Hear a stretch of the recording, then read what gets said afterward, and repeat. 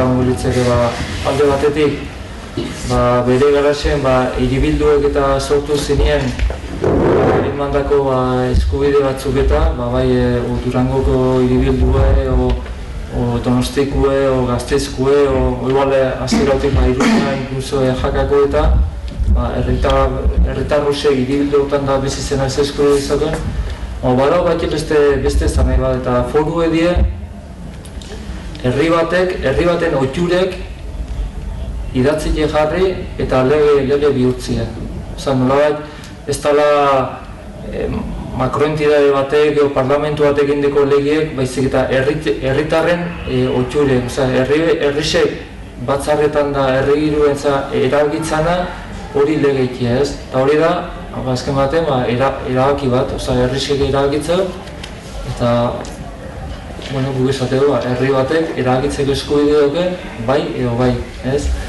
Eta, Tomas Urzenki pixkete tema honetan gauzek eta landu ditu 2002-en, beha Iruñatarra da, juristie, historian da aditue eta 2002-en egon zen Eusko Jaurlaritzako autogobernuko ponentzizan eta 2004en bat egon zen garai hartan plana Ibarretxe prestatzen nahi zinen da konsultore bezala beste 100 bat adituekin da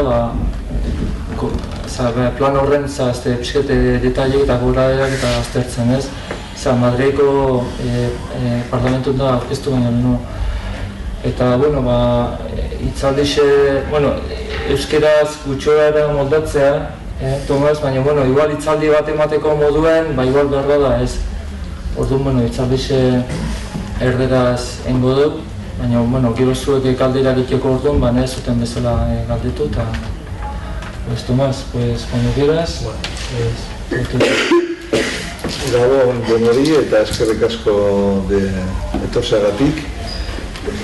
Como ya ha explicado Modesto, la charla es sobre el derecho a decidir, erabakitzeko eskubidea, el derecho a decidir y los fueros, aquí vendría un poco la novedad, los fueros de la libertad y de la independencia.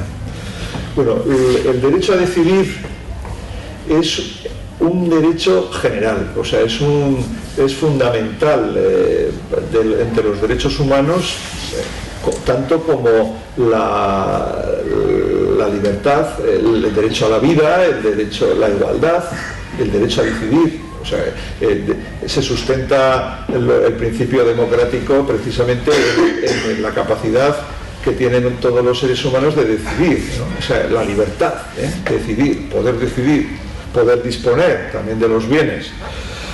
Lo que ocurre es que a esta sociedad nuestra se le ha privado o se le han limitado de forma muy importante sus derechos. Derechos que hacen referencia a los fueros realmente, que son nuestros derechos. Nuestros derechos.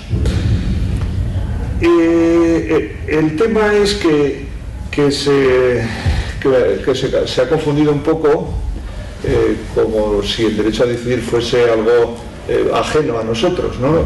Pero en realidad las formas o procedimientos para recuperar la privación de los derechos en una sociedad como la nuestra que ha padecido una conquista continuada, el derecho a decidir no es más que una de las formas, uno de los procedimientos para recuperar esos derechos. O sea, es, por un lado, curiosamente reúne las dos condiciones. Por un lado, es un derecho general, como todos los seres humanos, el derecho a decidir. También es un derecho particular, por llamarlo de alguna manera, porque forma parte de nuestros derechos, derechos forales también, y a la vez se convierte en un procedimiento para recuperarlos, porque también el derecho a decidir es una exigencia precisamente porque nos han privado del derecho a decidir y de otros derechos.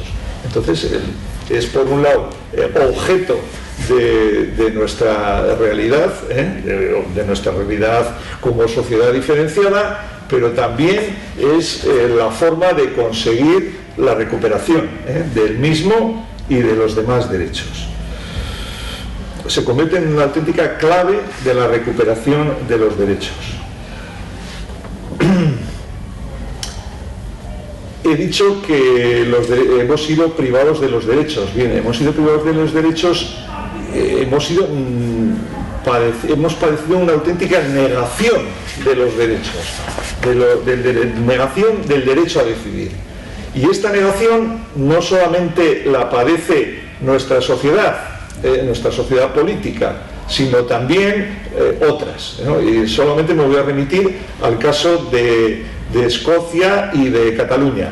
Escocia, en el año 1707, por el llamado Tratado de la Unión, pues se convierte en una dependencia prácticamente de Inglaterra. Escocia había sido un estado soberano independiente europeo y muy importante, hasta bien entrado, hasta 1700, hasta prácticamente el inicio del siglo XVIII. Y pues lo mismo que Navarra aparece en toda la historia política europea, pues de una manera en primera línea, ¿no? En los tratados internacionales, en todas las relaciones que había entre las diferentes naciones europeas. Y a partir de ese momento pues desaparece, es una nación negada en los últimos 300 años. Entonces los escoceses desde ese momento se ven privados del derecho a decidir, porque toda la soberanía escocesa que habían tenido hasta 1707 pasa al Parlamento de Westminster en Londres y ya no tienen derecho a decidir.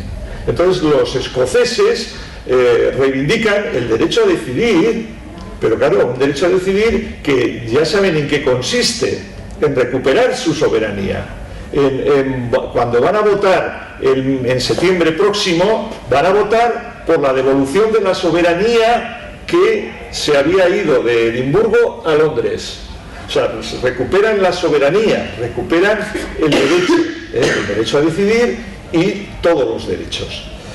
En el caso de Cataluña, que también fue muy poco después, curiosamente, en 1714, Cataluña, después de una guerra muy larga, la llamada Guerra de Sucesión, es conquistada por los ejércitos españoles durante bastantes años, y al final, en 1714, que ahora precisamente hace el 300 aniversario de este año, pues es tomada por las armas con un asedio muy importante Barcelona. Y inmediatamente son privados de todos sus derechos,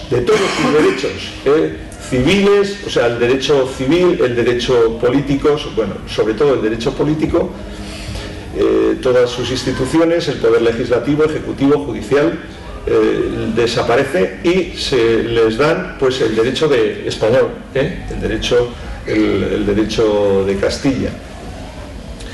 Entonces ahora Cataluña quiere recuperar esa soberanía y lo explicitó el año pasado en el acuerdo del Parlamento de Cataluña, que dice que están en recuperar la soberanía de Cataluña, y además lo dicen de forma muy clara.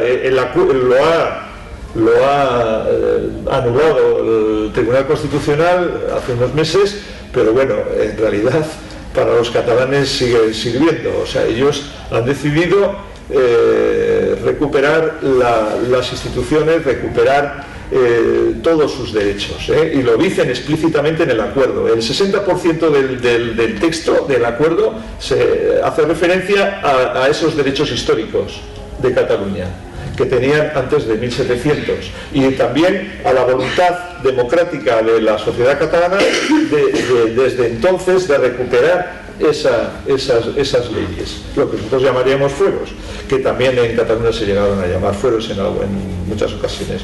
De hecho, Cataluña había aprobado en 1705 las constituciones de Cataluña, y claro, en 1714 están derogadas, o sea, una auténtica constitución de la sociedad o de la nación catalana. De ahí la importancia que creo que no se hace suficiente hincapié en que se trata de un tema de derechos, algo objetivo, algo real.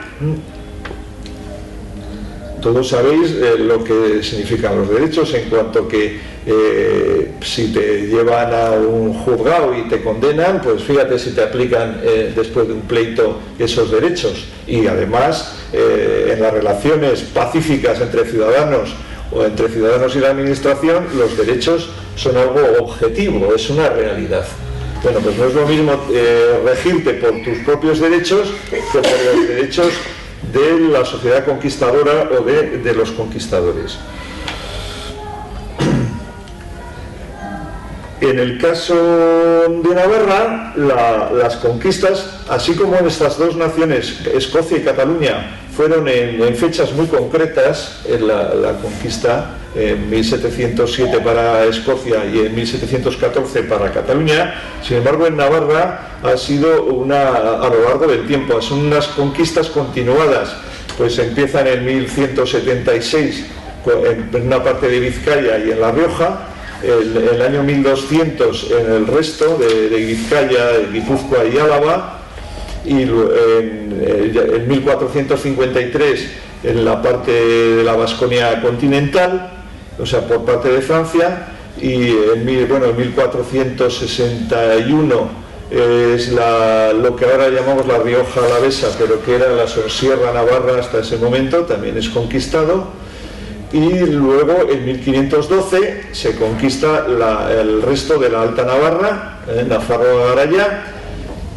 Luego en 1620 Francia ocupa militarmente toda la Navarra norpirenaica o continental, y en los años 1789 Francia anula la foralidad. O sea, al norte de los Pirineos, desde 1620, en que se mantenían independientes, hasta 1789, mantienen las instituciones forales. O sea, por lo menos las leyes de ese estado conquistado, navarro, se mantienen. Ahí había un parlamento, unos tribunales, un poder judicial y ejecutivo propio. Pero en 1789 eso se anula. Y en 1841 le ocurre, o sea, ya a mitades del siglo XIX, le ocurre a la Alta Navarra, el desmantelamiento del sistema jurídico estatal, de su constitución, sus tribunales, su poder legislativo y su poder ejecutivo, a partir de también, además de unas instituciones muy amplias, o sea, porque claro, era un estado, pues tenía una universidad propia, tenía sus hospitales, la sanidad, un montón de temas importantes que funcionaban muy bien, y que eso pues se priva, sobre todo, bueno, por ejemplo, la universidad desaparece en 1841. Bueno,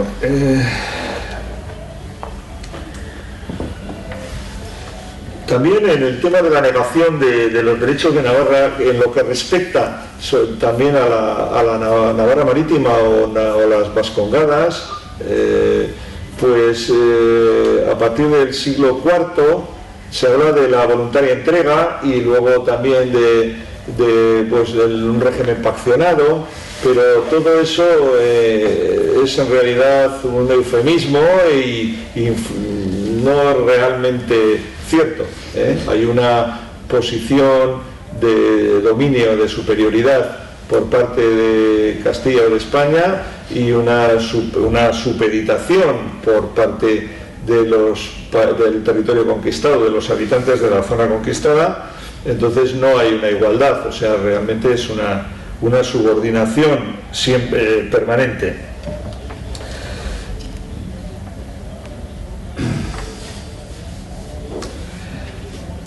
Bueno, el siguiente punto sería nuestros derechos, los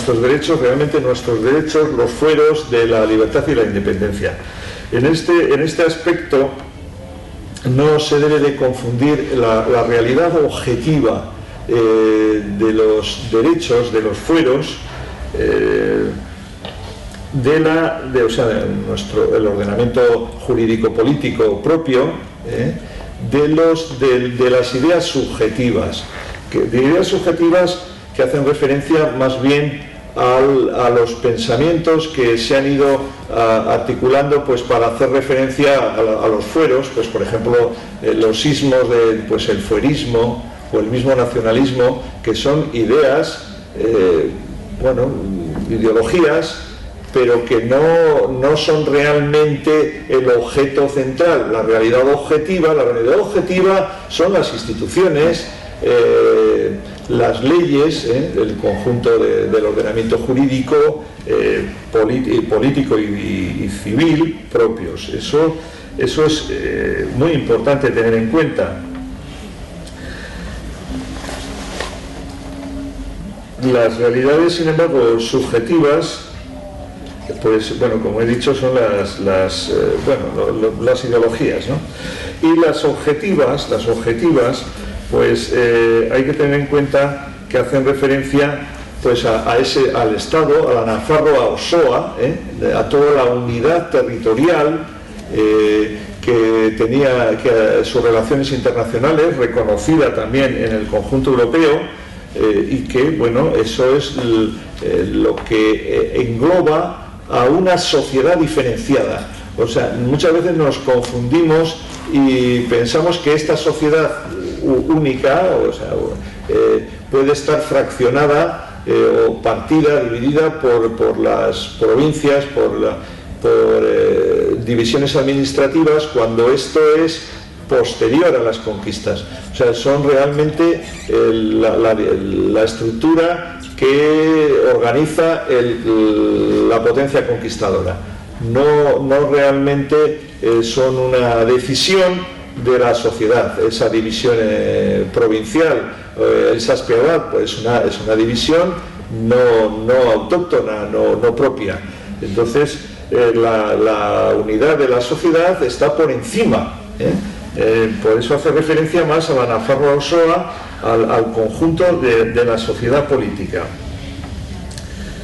la cual ostenta pues tanto la legalidad, la legitimidad, esa legitimidad propia de haber sido un Estado independiente, una legalidad propia en todos los términos, y luego pues las libertades que hacen referencia a las relaciones entre las personas y también tanto relaciones civiles como mercantiles, las relaciones de propiedad, relaciones en las familias, relaciones de sucesiones o toda la organización de la familia. Eso pertenece al ámbito de las libertades. Luego la soberanía es realmente el máximo poder, el tener el poder de una sociedad, ser propio, no ser la soberanía de otro Estado o de otra nación, como ocurre aquí, por ejemplo, en las Vascongadas a partir del año 1202, cuando Alfonso VIII de Castilla sustituye la soberanía navarra por la castellana, en el Fuero de San Sebastián, de forma muy expresa.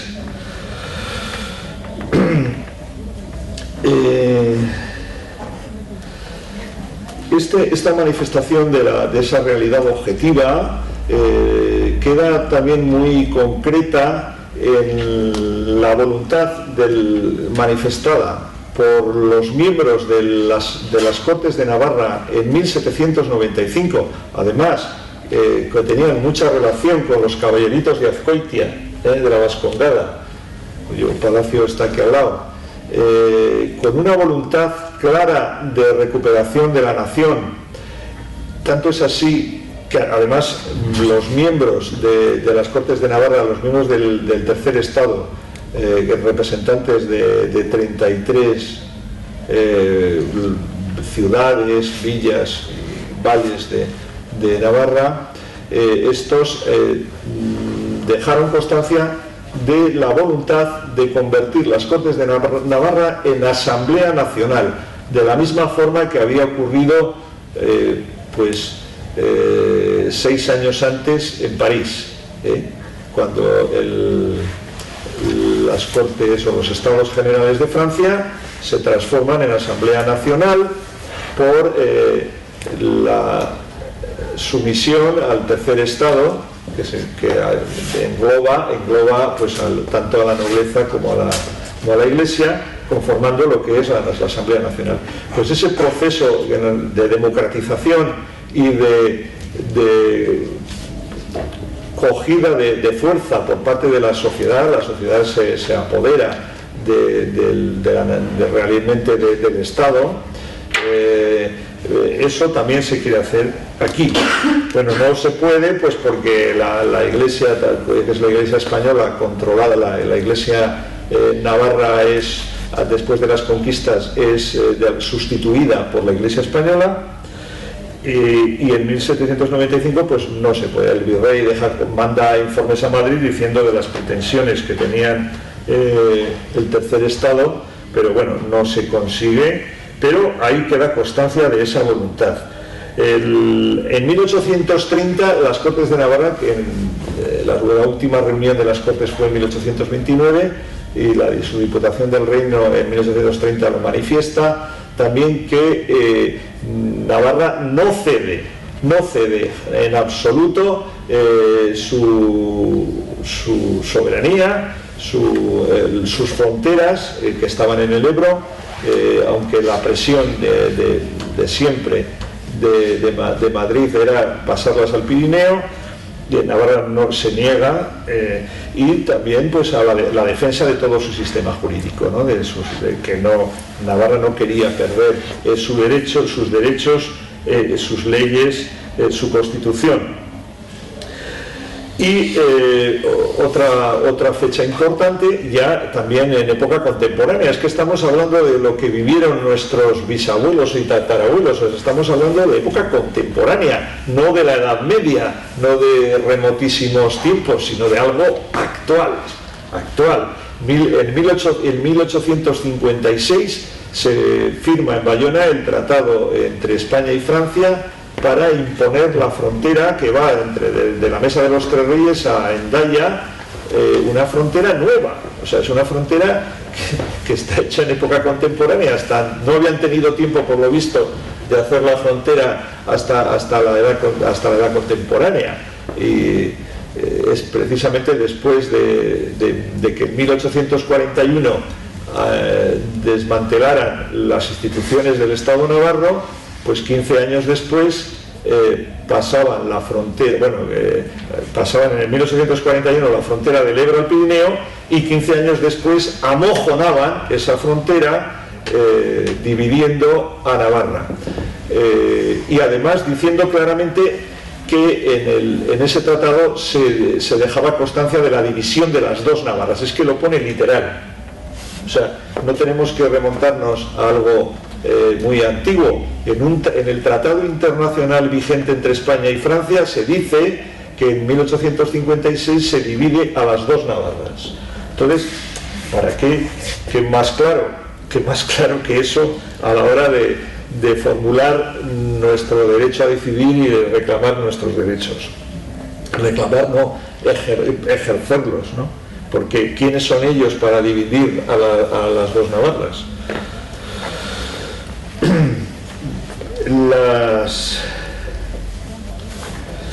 Entre las creaciones ideológicas, bueno, los fuerismos, por ejemplo, los fuerismos surgen sobre todo a partir de 1841 en todo el abanico ideológico, para referirse a los fueros, para defenderlos, siempre para defenderlos realmente, aunque las apreciaciones sean muy diferentes de unos a otros, ¿no? Pues porque había desde un unionismo liberal, centralismo de alguna manera, estaba el tradicionalismo carlista, que tenía también una visión de los fueros no precisamente muy patriótica, porque ellos lo que pretendían fundamentalmente era una lucha dinástica y sobre todo religiosa frente al liberalismo.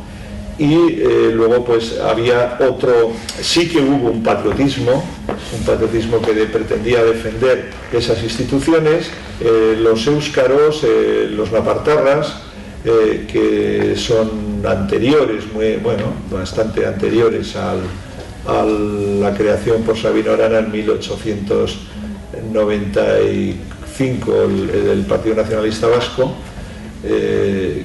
Pero curiosamente ese patriotismo navarro hay que verlo como algo muy diferente al nacionalismo vasco. El patriotismo navarro descansa directamente en la defensa de esa realidad objetiva de nuestro derecho, de nuestros fueros, nuestras leyes, y el nacionalismo vasco es una ideología que descansa fundamentalmente en la defensa de alguna de las manifestaciones o de las interpretaciones que hace de esas manifestaciones de la nacionalidad. El propio Sabino estuvo en la Gamazada en Castejón en 1894 y él dejó escrito que reconoció en Navarra, vio el patriotismo nacional de Navarra, que era de forma además transversal, unitario, de todas las ideologías, de los diferentes partidos y también de todas las clases sociales, etc. Y entonces él mismo comentaba, eso no lo podré hacer yo en Vizcaya nunca, porque pues pensaba que no podría unificar a las diferentes fuerzas de la sociedad en Vizcaya, y sin embargo en Navarra lo vio, ¿no? Y lo ponderaba. Pero luego él, después ya, en vez de trabajar directamente por esa unidad de la sociedad, trabajó por crear un partido nacionalista con una ideología determinada.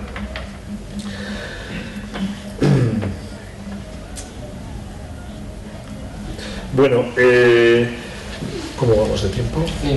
Bien. Bueno, sí quería decir también algo sobre los fueros hoy, porque los fueros parece que es algo del pasado. Sí, está la Diputación Foral de Guipúzcoa, la Hacienda Foral,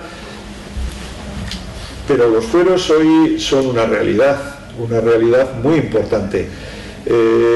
Nuestra nación tiene un código civil.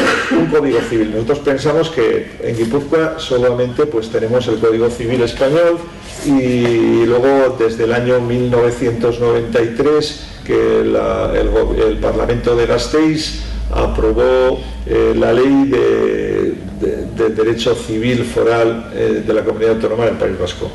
Pero bueno, con respecto a esa ley, yo asistí a algunas reuniones que hubo en aquella época, y dos catedráticos de Derecho Civil de la UPV dijeron que lo mejor que había que hacer y que debería legislar el Parlamento sería una declaración o una norma de un solo artículo que dijera: es de aplicación en toda la comunidad autónoma vasca la compilación del derecho civil foral de Navarra, la compilación o el Código Civil de Navarra, que tiene más de 600 artículos o leyes, cuando el que aprobaron en Gasteiz no tiene más que unas decenas, son 3 o 4 páginas. Y no es un auténtico código civil, es una desgracia que el Parlamento de Gasteiz no aprovechara la oportunidad y las competencias que tenía para hacerlo, de aprobar un verdadero código civil que es muy importante, porque ese código civil hubiera arrinconado y hubiera impedido la aplicación del Código Civil español en los tribunales y en las relaciones jurídicas de los ciudadanos de esta sociedad, por lo menos en el ámbito de la Comunidad Autónoma Vasca. O sea, es una oportunidad tremenda, terrible, de desaprovechar pues eso, el apoderamiento, el empoderamiento de nuestra sociedad en su propio derecho. Por otro lado, ahora Cataluña, que ha hecho pues en estos 30 años, que sí que tenía una compilación, pues la ha convertido en un código civil, porque el Parlamento ha estado bien a legislar y hoy en día pues casi el derecho español, civil español, no se aplica en Cataluña, se aplica el derecho catalán. Nosotros teníamos ya la compilación hecha de antes y siempre ha habido, aún después de 1841, se siguió aplicando el derecho civil de Navarra, en Navarra, y es un derecho que tiene tal desarrollo que prácticamente en todas las instituciones del derecho civil prevalece sobre el derecho civil español. O sea, de hecho no se aplica porque ya hay normas navarras. O sea, se aplica cuando no hay norma navarra, pero como hay, es supletorio, pero bueno, el derecho navarro es lo que se aplica en todos los tribunales como norma prioritaria. Bueno, esto tiene yo creo que no hay que extenderse más porque se ve claramente la importancia que tiene para una sociedad. O sea, precisamente, si algo caracteriza a una sociedad diferenciada de una nación con respecto a la vecina, es precisamente el tener un código civil. Las naciones, las sociedades se diferencian porque tienen un código civil propio, también porque tienen una lengua, pero la importancia del derecho es impresionante porque corresponde a todas las actividades aún de esos ciudadanos. Y además, aunque no hablen la lengua nacional, o sea, es un derecho que es transversal, horizontal, se aplica en todos los sitios, o por lo menos se debe de aplicar, ¿no? Si realmente se aspira a tener pues en vigor las propias leyes, ¿no? Y las propias libertades. Además también existe en Navarra hasta hoy ha quedado vigente la ley de administración local. Nosotros tenemos una ley que en la Comunidad Autónoma Vasca no existe una ley de administración local. Es muy importante porque esa ley, aunque no se aplica porque no hay voluntad en toda su extensión en el gobierno actual de la Navarra reducida o de la Alta Navarra, pero sin embargo esa ley existe, ha tenido varias reformas. Bueno, una muy positiva fue la de 1928, el Reglamento de Administración Municipal de Navarra, y luego se hizo otra en 1990 y ahora pues también se pretende hacer otra en la que se limitaría, porque no hay voluntad realmente soberanista, no había voluntad política.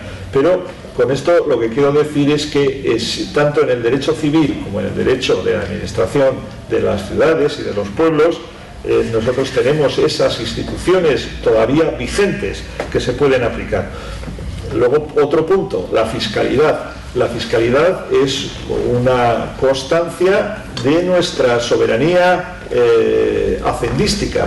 O sea, nosotros nos cobramos los impuestos y podemos administrarlos. Eso no lo tienen más que los estados soberanos. O sea, eso es una demostración de que somos una sociedad independiente. O sea, lo único que tenemos es que interiorizar que somos independientes, como decía Mahatma Gandhi, para recuperar la independencia primero hay que ser independientes internamente, la sociedad tiene que ser independiente internamente. Nosotros tenemos los instrumentos, tenemos nuestras leyes, entonces hasta allí donde podamos tenemos que ejercer esa independencia interna para luego dar el paso a la independencia exterior. Y bueno, el otro punto importantísimo es la Constitución. Navarra hasta 1841 tenía su propia Constitución, lo dejó constancia un gran jurista de derecho político como era Ángel Sagasta de Lurdoz, que decía que ninguna nación o Estado, por potente que se crea y extenso, puede imponer las leyes a otro Estado o a otro reino, aunque sea más pequeño. O sea, porque todos, dice, que son, en sustancia son iguales, el grande y el pequeño. Entonces, esto lo escribió en 1840 y bueno, es una constatación absolutamente de actualidad. Es curioso cómo cuando hay un hecho, un momento clave de reconocimiento y de conciencia de nuestra realidad objetiva jurídico-política en la gamazada. Creo que lo he mencionado antes, pero es un acto, duró 2 años, 1893-1894. Fue como consecuencia de un intento de Madrid de eliminar la foralidad, o sea, los derechos nuestros, los derechos propios, y hubo una movilización general, o sea, la sociedad, el pueblo se echó a la calle. Fue transversal, tanto peones, obreros del campo, obreros industriales, profesionales liberales, mujeres, hombres, niños, ancianos, todo el mundo se movilizó y consiguieron evitarlo. Fue un triunfo pues bueno, importantísimo en la modernidad, 1893-94. Esto nos deja constancia pocos años después, en 1903 se termina el monumento que está en el Paseo Sarasate, en el centro de Pamplona, el monumento a los fueros, que en la placa que está más a la vista, pues dice: este monumento se erigió para simbolizar la unión de todos los navarros en la defensa de sus libertades, las libertades, los derechos, libertades más dignas de amor que la propia vida.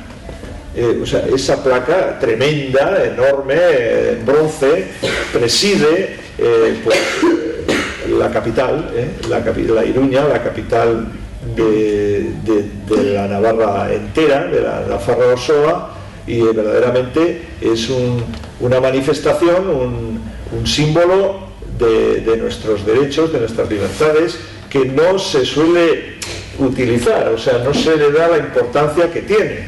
Ahí también actualmente pues los partidos que dominan en Navarra tampoco la tienen casi escondida, o sea, está ahí pero como que no se ve, o sea, es un monumento, unos textos, que realmente es nuestro monumento a la libertad y a la independencia, pero claro, como si no se ve, como si no estuviera. De hecho está sin inaugurar, pero bueno, ahí el Gure Escudago se ha acordado del monumento y va a unir el monumento con Durango el 8 de junio, creo que con mucho acierto. Bueno, y ya para terminar, que recuperar el derecho a decidir es de la máxima actualidad, porque claro, como he querido expresar, el derecho a decidir es no solamente el procedimiento para recuperar los derechos, sino también parte de esos derechos. Y ahí la clave está en que la sociedad sea la actora, o sea, el conjunto de nuestra sociedad, por encima de divisiones artificiales, de particiones que se hicieron con la conquista. O sea, una conquista que además es continuada, no es que sea algo que se hizo en 1202 o en 1512. No, es una conquista que continúa todos los días, en este momento también. Y se oye decir, no, vamos a construir, pero ¿quién va a construir? Yo no sé cómo se puede decir que vamos a construir. Vamos a construir cuando no reconocen que estamos conquistados. O sea, es construir en el aire, es construir sin base, porque si ya tenemos nuestros derechos, los que podemos utilizar los derechos y muchos otros que están negados, realmente lo que hay que hacer es reconocer, decidir recuperar esos derechos, recuperar el derecho a decidir, y a la vez que recuperamos el derecho a decidir, recuperamos todos los derechos. O sea, yo creo que esa es la virtualidad que tiene el Gure Escudapo. Está en nuestras manos recuperar nuestros derechos, pero sobre todo partiendo de que somos una sociedad única, o sea, no una sociedad diferenciada y unida, no compartimentada en provincias o en ideologías, sino que nos une a esta sociedad precisamente el tener en común pues todos esos derechos, derechos que son pues civiles, el Código Civil, políticos, administrativos, fiscales, todos esos derechos que implican realmente la base de una sociedad libre, ¿no? Una sociedad libre, soberana e independiente. Bueno, creo que ya. Ondo, Tomas, eskerrik asko. Nada. Aquí. Zute galderak eta ego usketula pare bat eta zuke galdetu nahi zuten. Bueno, has explicado claramente pues, un poco que somos una sociedad conquistada. Pues igual es más claro en el caso de, como has dicho, en el caso de Escocia y Cataluña, porque fueron fechas determinadas que hay un antes y después. Bueno, en el caso nuestro, pues al ser una conquista fraccionada en el tiempo y tal, pues parece que está más disimulado y tal, ¿no? Pero en definitiva, pues que somos una sociedad conquistada. Si somos una sociedad conquistada, habrá que desconquistarse, ¿no? Pues ¿qué relación hay entre el derecho a decidir y la desconquista de este pueblo? Sí, es una buena pregunta. Precisamente el derecho a decidir pone en marcha a los ciudadanos de esta sociedad diferenciada, de esta sociedad diferente de la española o de la francesa, de una forma consciente de que somos una sociedad diferente y que somos una sociedad a la que se nos limita nuestros derechos. Nuestros derechos pues, a la libertad, al ejercicio de toda lo que es nuestra foralidad, nuestros derechos propios, y eso supone pues ya en sí el ponerse en marcha. O sea, realmente la capacidad de organizarse, de autoorganizarse para el ejemplo de una cadena humana, una cosa tan sencilla, ya supone el iniciar precisamente el ejercicio de ese derecho a decidir, o sea, a demostrar que somos una sociedad unida, que nuestra territorialidad la reconocemos en cuanto que nos reconocemos todos, no en cuanto a que nos dividan o en provincias y tengamos que unir esas provincias, sino que muy por encima de esas fronteras o divisiones impuestas está nuestra sociedad. Nuestra sociedad, ya sea de Alsasua o de Beasain, o sea, es o de Guecho o de Tudela. Entonces es la misma sociedad con sus mismas leyes, las lenguas y su voluntad y su necesidad de ejercer esa libertad y esos derechos.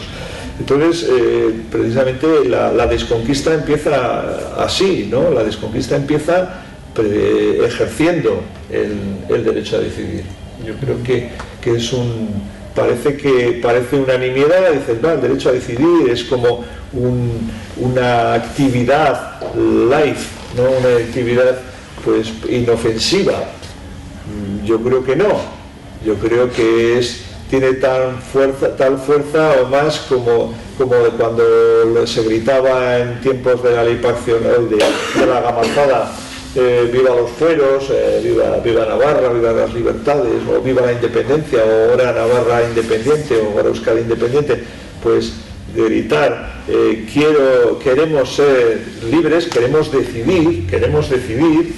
¿Por qué queremos decidir? Pues porque no nos dejan decidir.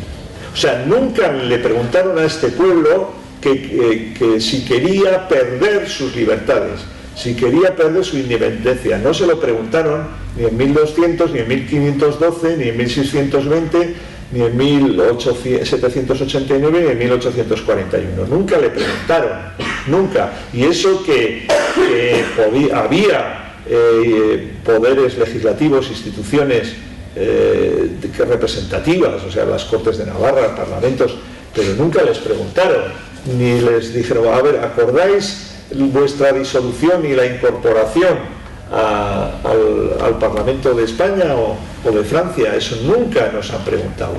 O sea, nunca ha habido un referéndum.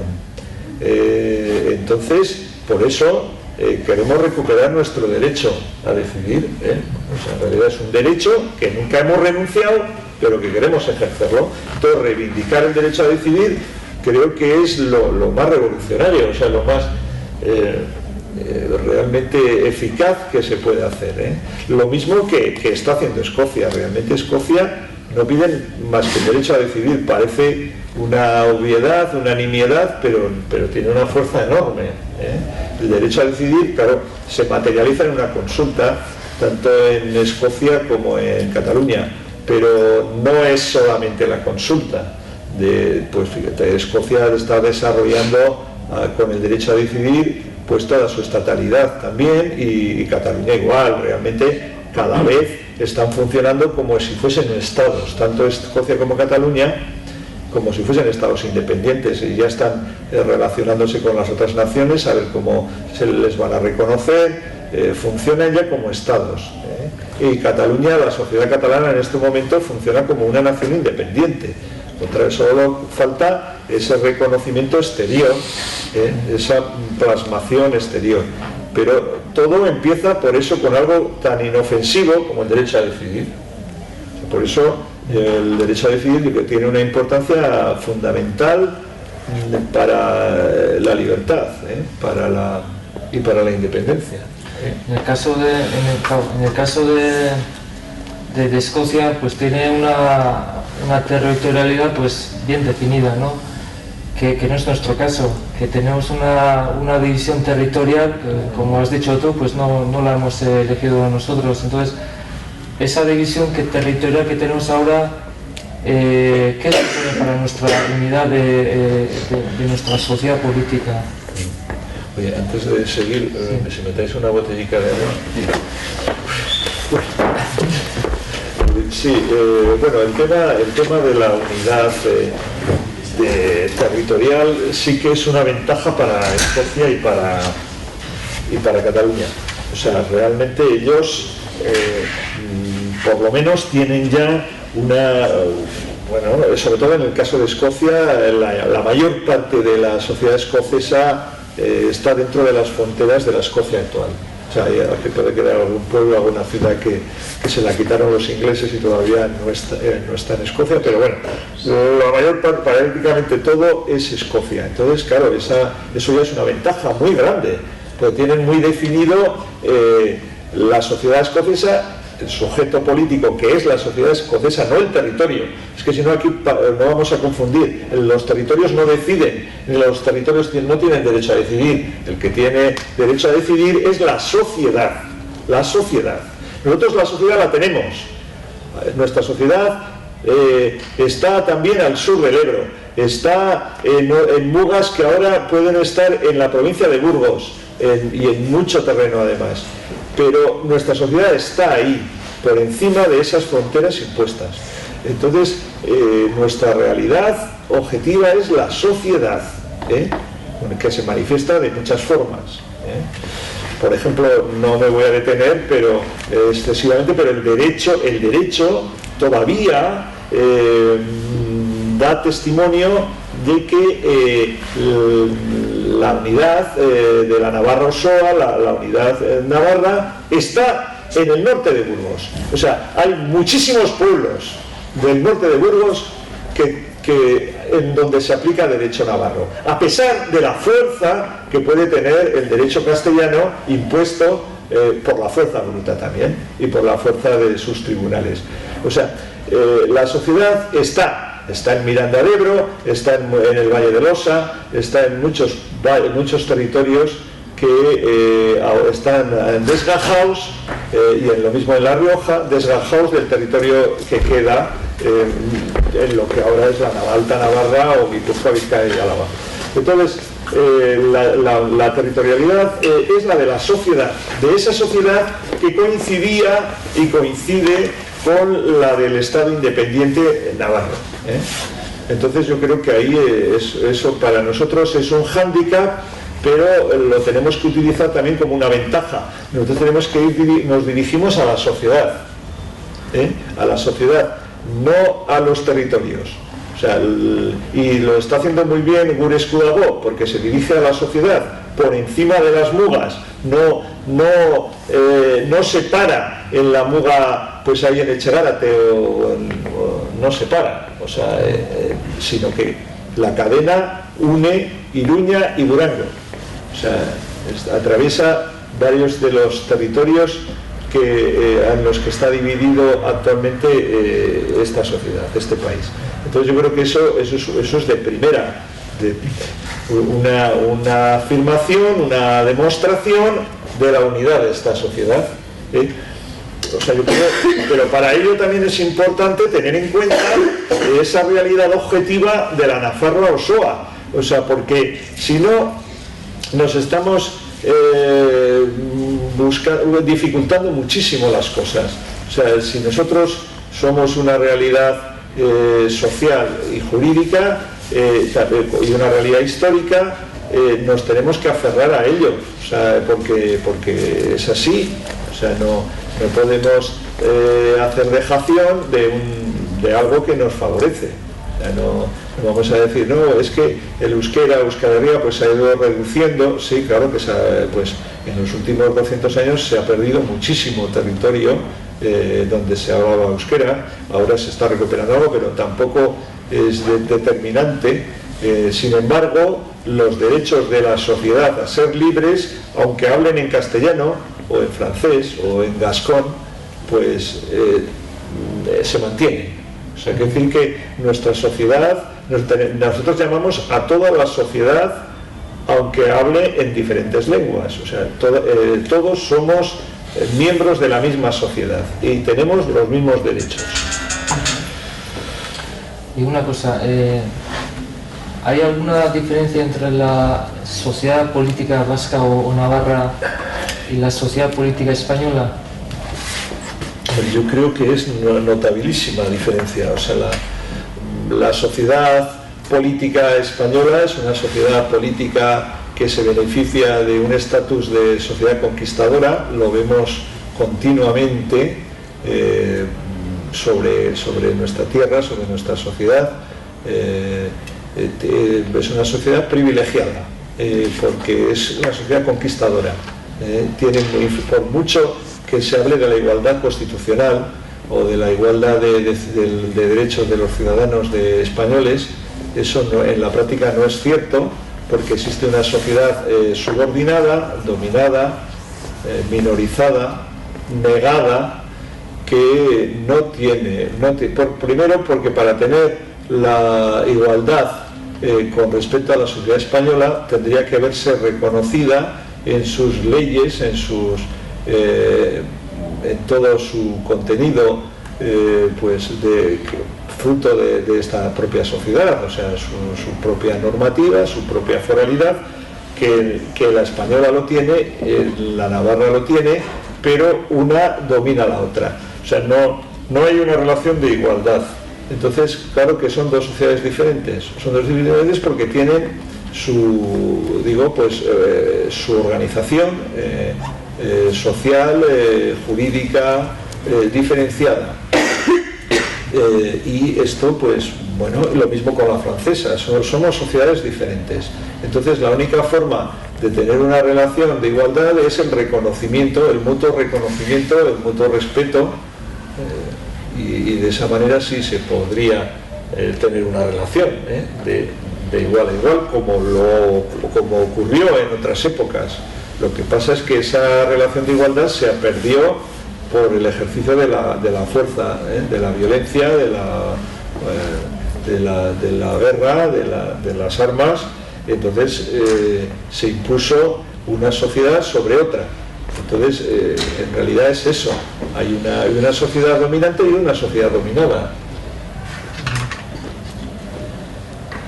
Antes has comentado que en 1894 en la Gamazada, pues en Castejón aparecieron los Sabino Arana, o no sé si sería también con su hermano Luis, que un poco le despertó el potencial del patriotismo navarro, ¿no? Entonces, ¿qué diferencia habría entre el patriotismo navarro y la ideología nacionalista vasca? Bueno, eso es un tema importante, porque aquí tenemos que clarificar, es una clarificación conceptual, pero que está en la base de muchos de los problemas que tenemos. O sea, para fijar el sujeto político tenemos que tener muy claro que hay una sociedad política que es realmente la sociedad navarra, en el sentido de que es la que tenía y bueno, y en alguna medida todavía lo tiene, ese estatus, ese estado de libertad, de independencia.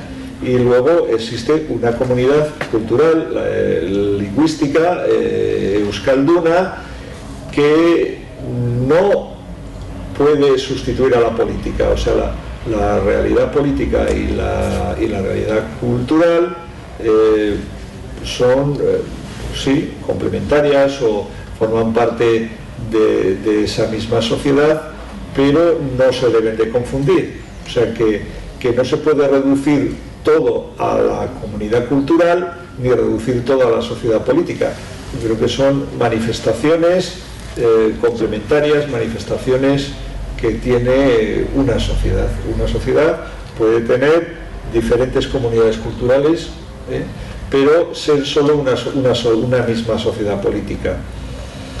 Entonces, lo que ocurrió es que en Navarra, como llegó hasta el siglo XIX esa realidad institucional de sociedad política, pues había manifestaciones culturales diferentes, pero una conciencia política unitaria.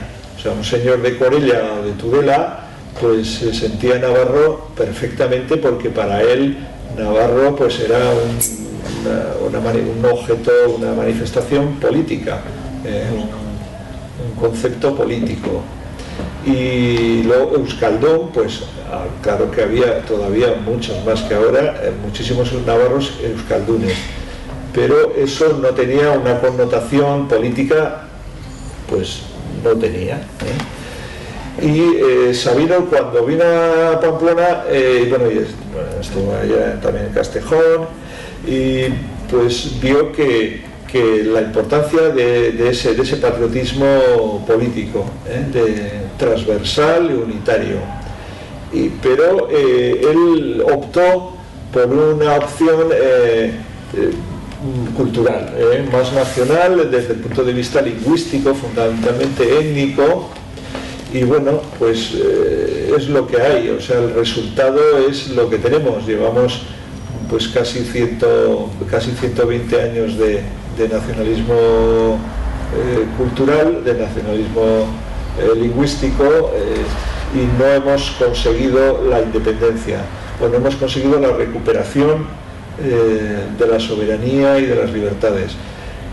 Esto ya ha ocurrido en otros países del mundo.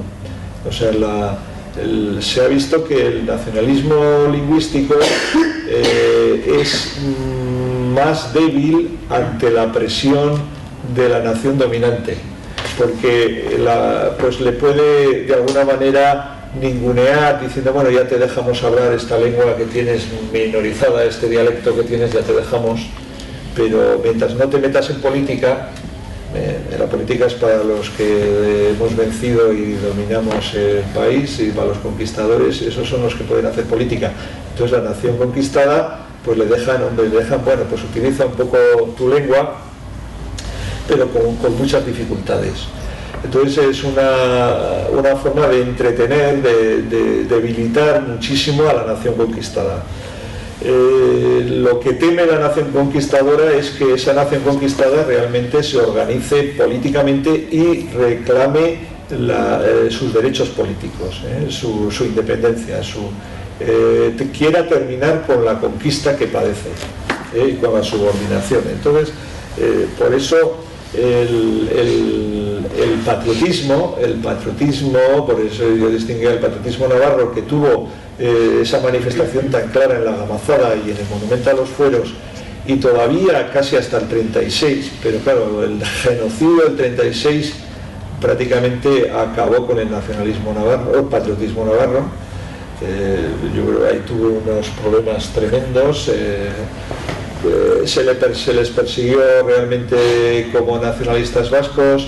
El nacionalismo vasco tampoco los trató de respetar o de reconocer, sino más bien de autodisolverlo o de subsumirlos dentro del nacionalismo vasco. Y claro, eso es un gran error. O sea, el no reconocimiento de ese patriotismo político es una gran rémora que lleva encima el nacionalismo vasco. El nacionalismo vasco, mientras no reconozca la existencia de ese patriotismo político, pues no va a avanzar. O sea, realmente es un perjuicio de todos.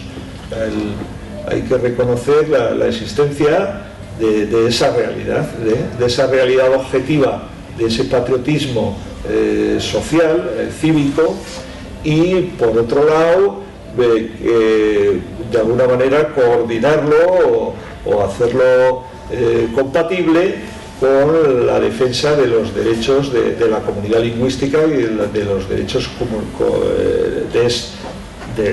culturales de esa propia sociedad. O sea, que es que en realidad no tiene por qué haber ninguna contradicción, en realidad es lo mismo. Pero creo que precisamente ahora, en el derecho a decidir, habrá que resolver esa contradicción, ¿no? esa dicotomía que tenemos pendiente, ¿no?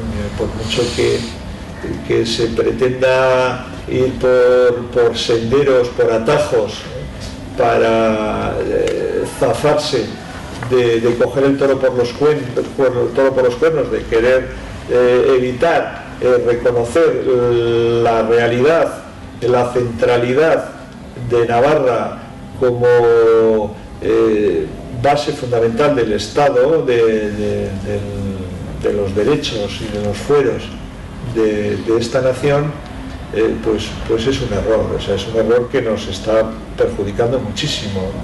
Hubo ya muchos autores que lo vieron, ¿no? Pues de Serafín Olave, Olóriz, Campión, Iturralde, el mismo Anacleto Ortueta, en alguna medida también en algunos textos el lehendakari José Antonio Aguirre.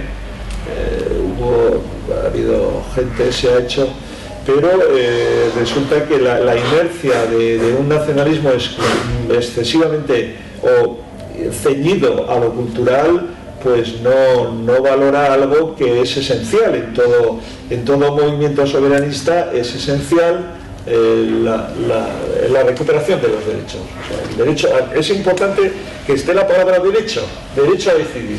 Ya está ahí la clave, derecho, decidir el derecho, porque es nuestro derecho y porque son nuestros derechos. O sea, yo creo que eso es muy importante.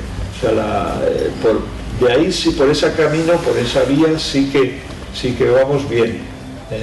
No solamente son pues eso, las manifestaciones identitarias o lingüísticas o culturales o folclóricas de nuestra nación, sino todo lo que implica ser una sociedad diferente. Somos una sociedad diferente porque tenemos derechos, porque tenemos una organización, unas normas propias. que se han hecho, como tú has comentado, a través de la costumbre, pero también a través de nuestros órganos legislativos, a través de los acuerdos de los bazares, de los concejos, de los ayuntamientos, a través de las juntas vecinales, de las juntas de los valles, de las asambleas territoriales, de los parlamentos. Han legislado y han creado todo un cuerpo normativo, un cuerpo jurídico que son nuestras leyes, nuestro derecho. Entonces, eso yo creo que nos facilitaría el entender que somos una unidad. O sea, por eso cuando se dice los fueros de la libertad, los fueros de la independencia, estamos hablando de algo que trasciende las provincias. Lo mismo que el euskera. Pero entonces, claro, el euskera no es el euskera dialectal, sino la unidad de la lengua. Bueno, aunque sea dialectal, la lengua es la misma, realmente, ¿no? Pues ahí creo que por profundizar en la existencia durante siglos, porque el derecho y la lengua no es del siglo pasado o del siglo XIX. Nuestro derecho ya estaba funcionando, estaba ejerciéndose, se estaba desarrollando desde antes de que llegaran los romanos. Pues en la época romana también, ahora sí, los textos en euskera que se han encontrado en Iruña Velella no les gustan, mejor que no les gustan. O sea, hay gente que los destruiría, los destruyen o no quieren que se sigan descubriendo textos. Evidentemente, en todas las excavaciones arqueológicas, por ejemplo las que se hicieron en la Plaza del Castillo, a nada que se hubiera examinado bien los restos de cerámicas o de maderas, pues habrían aparecido, lo mismo que en Iruña Velella, textos en euskera. Evidentemente en Iruña Velella, pero no les gustan. En esos textos, como algunos que han aparecido en bronce, en otros sitios, también dentro de Vasconia o de Navarra, aparecen textos jurídicos también de época romana. O sea, la lengua manifiesta en esos textos tanto datos religiosos, pero también datos jurídicos y lingüísticos.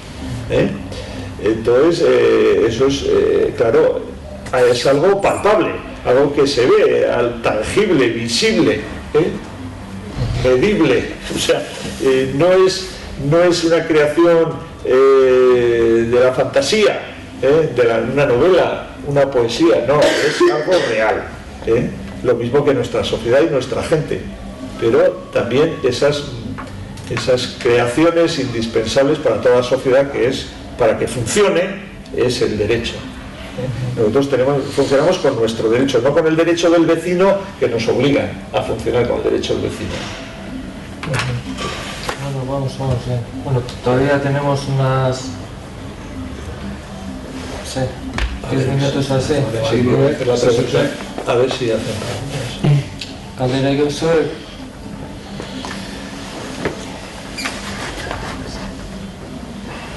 Bueno, yo ya tenía otro más también. Una vez que, como tú dices, pues una vez que España y Francia pues conquistan pues la porción de nuestra soberanía que les corresponde y tal, pues plantan un marco jurídico, pues cada uno pues interesado a lo suyo, ¿no? Quiero decir que cuando se hace la Constitución del 78, pues muy democrático que diga que seamos los españoles, tal, pues nunca hay una puerta abierta para que la gente tenga derecho a abandonar España. Quiero decir, ningún Estado moderno pone esa disposición en manos de los ciudadanos. Entonces, esto se ha visto en los últimos años. Pues por ejemplo, cuando Ibarretxe presenta su plan en Madrid, pues le dieron puerta. Cuando los catalanes, después de aprobar su estatuto en el Parlamento, en la Generalitat, lo presentan en el Parlamento de Madrid, pues también le dieron puerta. Hace poco también hubo parlamentarios catalanes defendiendo el derecho a decidir en Cataluña, lo presentaron en Madrid, también le dieron puerta. Entonces, ¿No te parece que la única manera es ejercer nuestro derecho a decidir unilateralmente y empezar a ejercer los derechos nuestros, los fueros nuestros? Sí, es así. En el mismo caso del mejoramiento en la Alta Navarra en el año 1982, que en realidad sería como el estatuto para la Alta Navarra, pues no se decidió, o sea, no se sometió a referéndum. Los navarros, la Navarra reducida, no han ejercido ni su derecho a decidir para aprobar el estatus que se les aplica. O sea que es curioso que los navarros de la Nafarroa-Garaia nunca hemos decidido, desde que nos conquistaron y desde que nos han ido retirando nuestras instituciones, nunca hemos decidido, ni han osado preguntarnos. Entonces, claro, el decidir es lo que tú dices, o sea, el decidir es la posibilidad, realmente es la única vía, decidir hasta donde se pueda. Unilateralmente, bueno, es que decidir siempre es unilateral, o sea, decides porque quieres negociar o dejar que te impongan, ¿no? Decidir, una vez que has decidido, bueno, puedes negociar, pero claro, nunca te pueden poner una cortapisa a esa decisión, ¿eh? Luego, pues bueno, luego sí se puede negociar. Sí que se ve la comparación del mundo anglosajón con el continental, ¿no? Porque mientras Inglaterra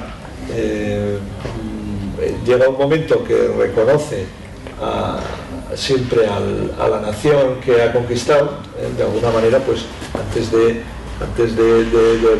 llegar a pues, Irlanda, bueno, pues al final en el año 1920 pues reconoce de alguna manera la soberanía de la mayor parte de la isla de Irlanda, y ahora en el caso de Escocia pues la diferencia es muy notable con respecto a Cataluña y a nosotros, ¿no? Porque realmente pues ya han acordado hasta el referéndum, o sea, y hasta la pregunta. En estos momentos el referéndum que se va a hacer en Escocia en septiembre está acordado también por el gobierno de Londres, por el gobierno inglés. Son formas muy diferentes, claro, pero luego ocurre que en la Commonwealth pues están los estados independientes y tienen todavía a la reina, aunque sea como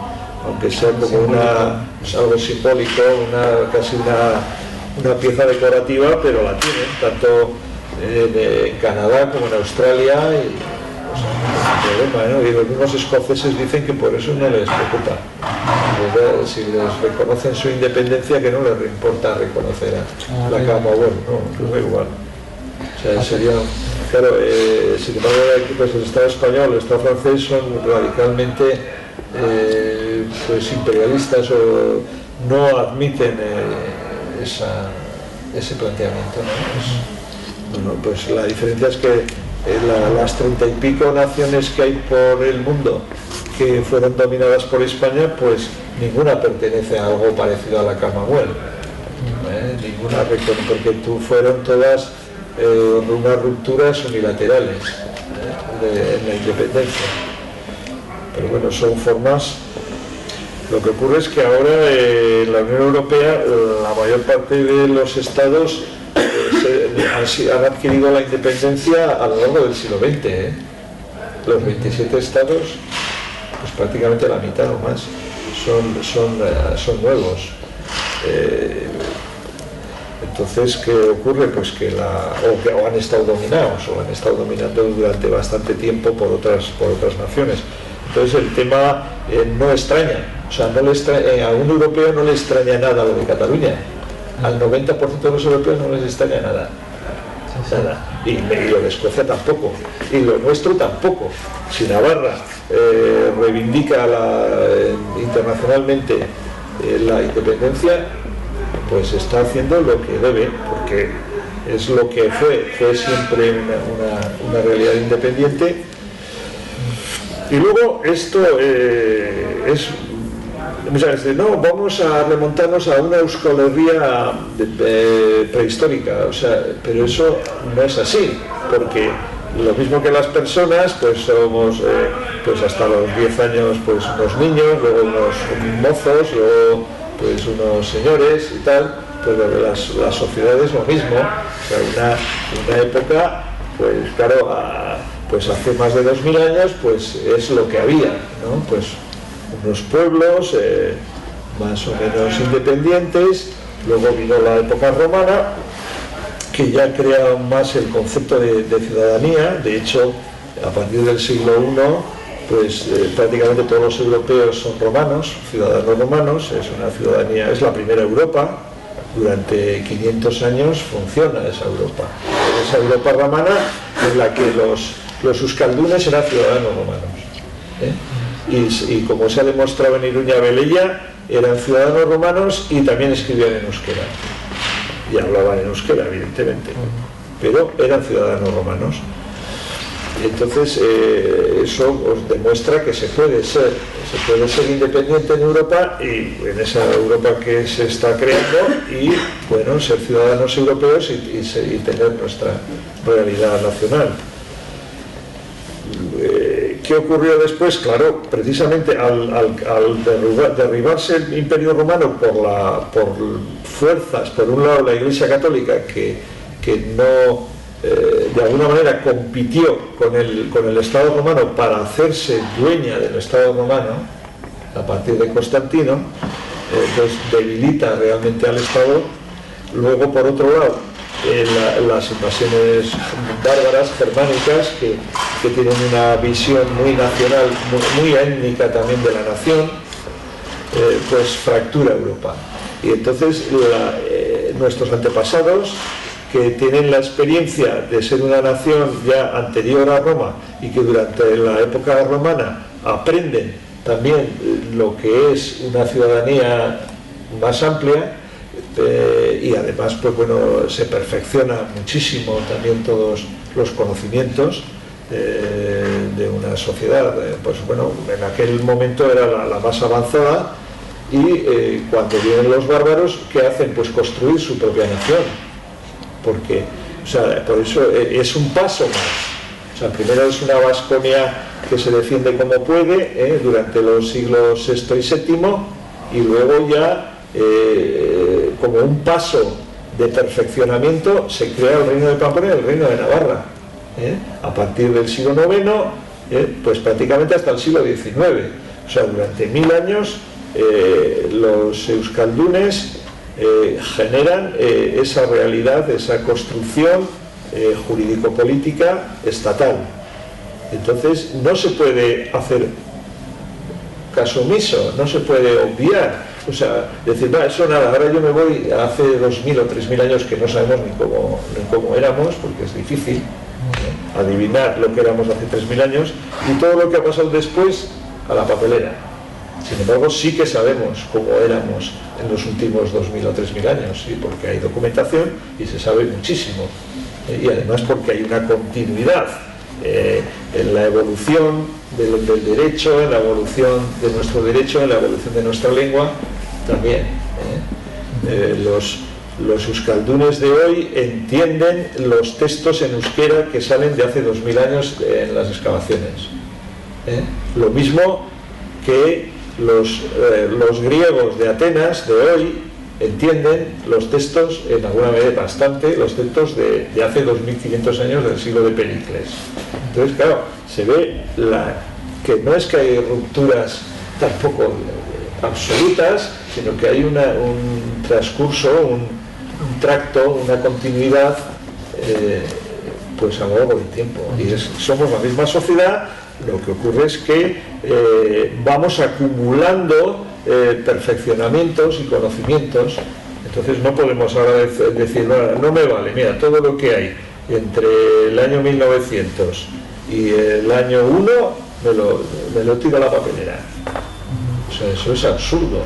Entonces tenemos que ir acumulando, saber lo que nos ha ido pasando, lo que ha ido ocurriendo a nuestra sociedad a lo largo de los siglos, porque eso eso nos da fuerza. El conocimiento de lo que somos realmente fortalece también nuestras pretensiones y nuestros derechos, ¿no? Tanto hoy como hacia el futuro.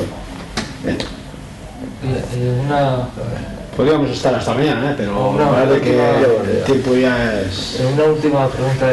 Este año Haz caso. os habéis reunido unos representantes de la sociedad navarra y también catalana, y habéis firmado el llamado el manifiesto de Tudela. ¿Nos puedes hablar un poco sobre eso?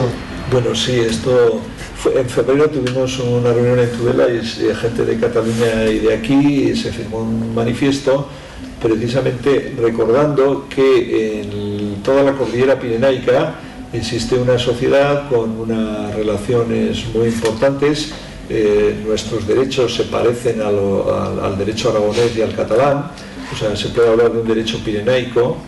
En esos códigos que he comentado antes, pues se ve la semejanza, una semejanza mucho mayor que la que hay pues con respecto al Código Civil español. Entonces, se hizo la reunión en Tudela porque en tiempos de Sancho VII el Fuerte, que era el rey también de aquí, Sancho VII el Fuerte de Navarra, en el año, porque reinó desde el año 1194 hasta el año 1234, pues en el año 1231 se reunieron el rey de Navarra y el rey de Cataluña y corona de Aragón, que se llamaba Jaime I el Conquistador, y se reunieron porque se sentían agredidos por Castilla, que les estaba quitando el territorio o pretendía conquistarles. Entonces recordamos esa unidad. En ese momento ellos estuvieron varios días reunidos y firmaron unos acuerdos para ayudarse a defenderse mutuamente frente a la hegemonía y el expansionismo castellano. Y bueno, como hoy también tenemos esa unidad pirenaica y del Valle del Ebro, pues lo que pensamos es que los hechos pues son muy tozudos y se vuelven a reproducir, y entonces existe esa voluntad de ayudarnos mutuamente, de una cierta complicidad navarro-vasca catalana para defender la independencia. Entonces, bueno, se presentó el manifiesto, probablemente se va a presentar también en Barcelona oficialmente, y bueno, y probablemente aquí también se presentará en las capitales. Bueno, y está abierto. De hecho, hay una página web que se llama cataluña-navarra.info. Ahí pues están recogidos el manifiesto en su totalidad, trilingüe, en euskera, catalán y castellano, y las adhesiones que ha habido también, y se puede seguir haciendo adhesiones. Hombre, es un tema que tiene bastante calado soberanista, ¿no? Porque realmente no sería la primera vez, como lo he comentado, que a lo largo de la historia ha sido bastante constante, esa comprensión y esa ayuda entre las naciones pirenaicas para defenderse de las agresiones tanto de España como de Francia, ¿no? Precisamente pocos años antes, o sea, en 1231 se juntan estos dos reyes, pero en 1213 fue la batalla de Muret a lo de Toulouse, que perdió el ejército pirenaico, que estaba dirigido por el padre de Jaume I, Pedro II de Aragón, y que murió en la batalla. Y en el ejército de Pedro pues había también navarros, aragoneses, catalanes, perdieron, o lo que son ahora occitanos de Toulouse. Y bueno, pues es muy curioso cómo la historia demuestra que la presencia francesa y española en este espacio geográfico, este solar tan antiguo, pero también tan presente, porque es el nuestro, el que vivimos, pues tienen una unidad, desde el Atlántico hasta el Mediterráneo, con las dos grandes cuencas hidrográficas tanto del Ebro como del Garona, y que bueno, vierte uno al Atlántico y otro al Mediterráneo, pero bueno, la sociedad que hay allí pues tiene muchos vínculos y es un espacio europeo grande, y que para funcionar pues tenemos muchísimo en común y muchísimos intereses. Entonces es lógico que vascos y catalanes nos juntemos para defender nuestros intereses comunes, ¿no? Oso ondo, Tomas. Eskerrik asko zure hitzaldiagatik. Muchas gracias.